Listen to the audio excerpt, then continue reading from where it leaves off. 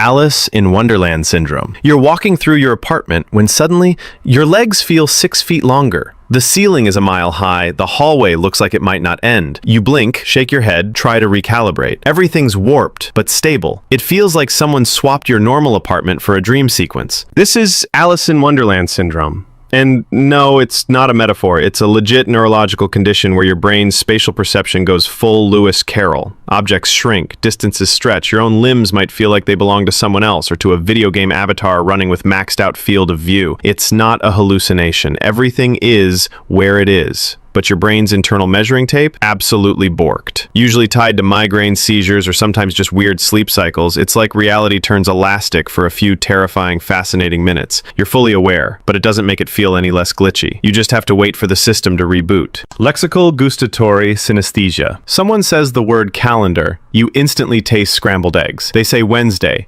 Boom. Coconut. Your brain's playing a flavor-based word game, and you're not in control. This isn't some quirky association game. This is lexical-gustatory synaesthesia, where your brain crosswires language with flavor. You don't imagine the taste, you actually experience it. The words trigger involuntary taste sensations. For some people, names are spicy, numbers are sour, abstract nouns taste like burnt toast. The condition is ultra-rare but very real. It can be delightful, distracting, or just completely chaotic. And while it might sound like a novelty, imagine trying to have a serious meeting while randomly tasting anchovies, paper clips, or mango yogurt every time someone talks. It's not flavor you can escape. It's baked into your vocabulary. Visual snow. You wake up, open your eyes, and everything looks fuzzy. Not blurry, not out of focus, just covered in static. Like the world has a layer of television snow on it. No matter where you look, the grainy film follows. Welcome to visual snow syndrome, where your brain overlays a constant layer of visual noise over your perception of reality. Like your retina is broadcasting on the wrong channel.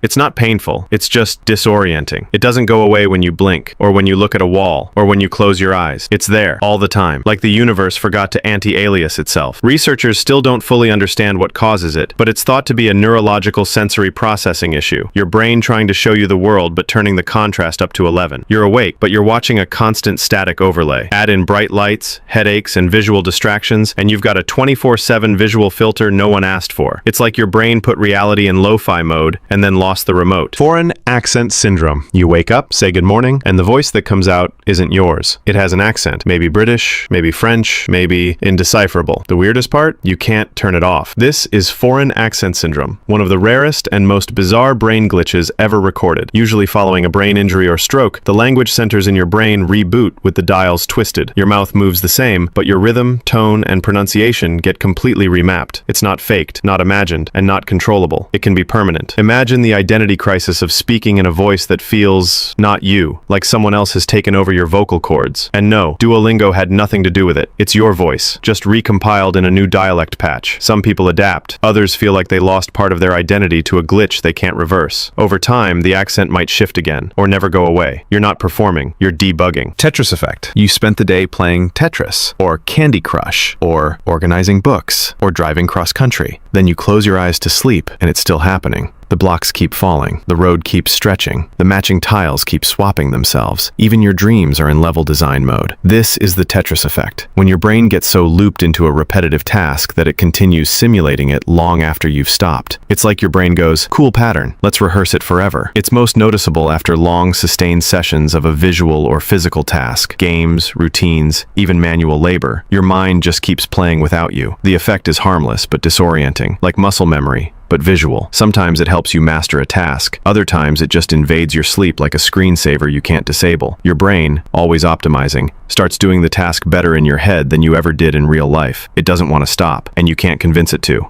Earworms. It started as a casual listen. Just a snippet, a jingle, a chorus, a 3-second clip of a song you barely like. Now it's looped 312 times in your head. Congratulations, you have an earworm. Your brain's auditory loop got hijacked by an involuntary melody, usually catchy, sometimes annoying, always impossible to delete.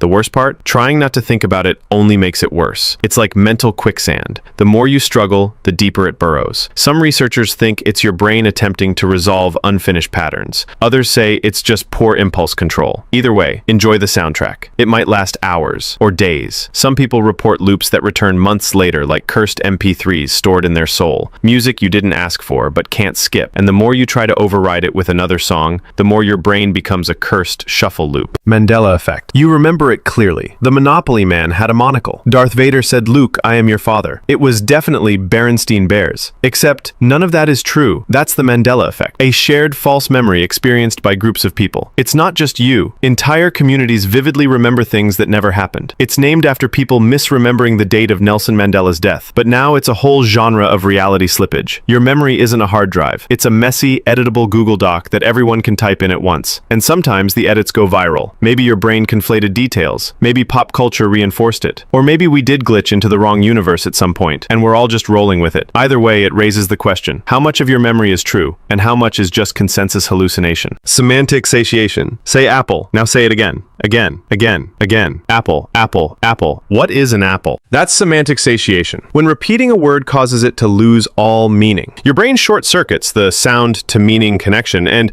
you're left with a pile of alien phonemes. It's like language is a video file and you kept scrubbing back and forth until it glitched. The word melts. Not literally, but psychologically. It's the audio version of staring at a painting until it turns into blobs. Language has to feel automatic. When you interrupt that rhythm with repetition, the brain just tosses the whole concept out the window. Congrats! You broke a word. You can fix it, but it takes time. Let your brain recompile its language drivers. Until then, apples are just noise. The fictive loop. You finish a book and mourn a character like they were your childhood dog. You get genuinely angry at a villain who never existed. You cry about a dragon who died in a CGI explosion. This is the fictive loop. When fictional experiences trigger real, lasting emotions. Your brain doesn't care whether it was a movie, a novel, or a fever dream. If it felt real, it gets logged like it was real. Neurologically, emotions don't distinguish between fact and fiction. You're literally grieving someone who never lived. And that heartbreak, 100% real. Stories are simulations for emotion. They train us for situations we may never experience. And that includes pain,